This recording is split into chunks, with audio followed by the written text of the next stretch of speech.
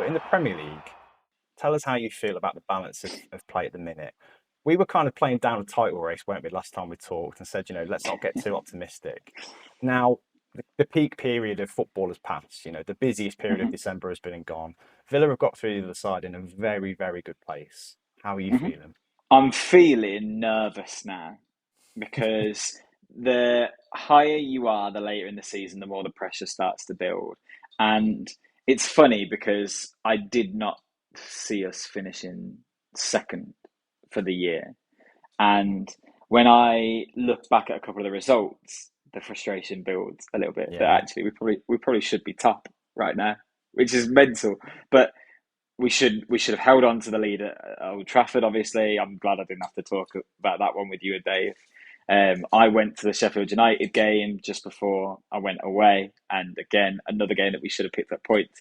And you look at those moments and you feel so frustrated. But I'm just glad that they bounced back so quickly. Had they not won against Burnley, obviously it took a very late penalty for them to get back into it. Had they Yeah. not won in the FA Cup, then you're looking at where Arsenal are right now, where you're analysing, oh, is this a bit of a slump mid-season?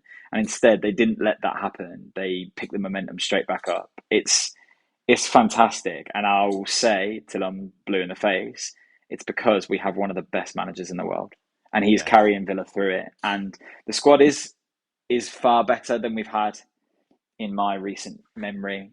And there's still work to be done on it to really compete at that top level. I hope that we don't have a silent January. I don't think it will be that busy.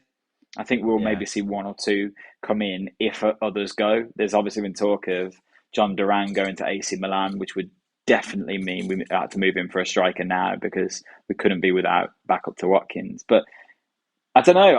I don't worry about anything because I have so much trust in Unai Emery. So even if we went through this window signing no one, I still think we'll get top four because that's Well, what Emery is capable of. I guess the big question is then if the coach is no longer really a doubt in your mind, obviously, which is nice to say after the Gerrard era.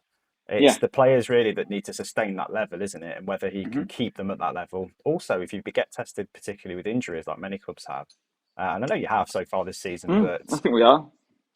how you manage that is going to be key as well. So, have you got any doubts about the squad? And if you were to reinforce in January, what would you want to see taken as the priority? There are definitely things that the squad still needs for depth more than anything. But I don't think I've got doubts about the squad because I just know that Emery will get the best out of every player there, and that's huge. We obviously need competition in a few places. At left back, there's talk of Luca Dean leaving again, which I think would be I'd be gutted because I understand that he's getting older. He's on very big wages at Villa, but he's been Mm, one of our standout players so far this season. If he does move on, we'll have to look for a left back.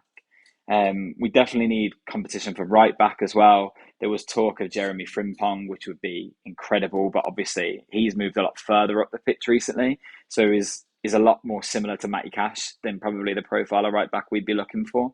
There was obviously talk of Wam Foyth for a while as well, so I wouldn't be surprised to see us look at the fullback positions.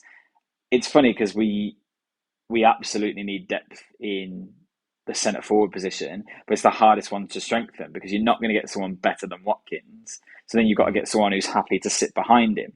Well, we've seen when we had Watkins and Ings that that's really hard to do to get a good level of player that yeah. is willing to not play every week. Even Duran seems to be fed up with not playing every week at the moment. So Hmm. it's hard. Villa definitely need to do a few things, but let's not forget we're still missing Tyrone Mings. We're still missing Emi Buendia. Yeah.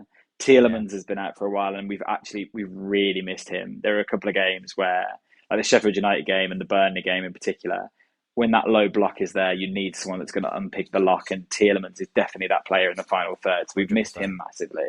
So yeah, I think we have had difficult injuries. I think there are things to be done in January, but I'm not worried because every if you ask any Villa fan, they will all just say, "Look, what have I got to say about Villa right now? Anything I might think, I've just got to trust Emery with it because Yeah. there are decisions that I wouldn't have made that Emery's been there, and he's been right every single time. Obviously, he's incredible. So, yeah, I have full faith in him."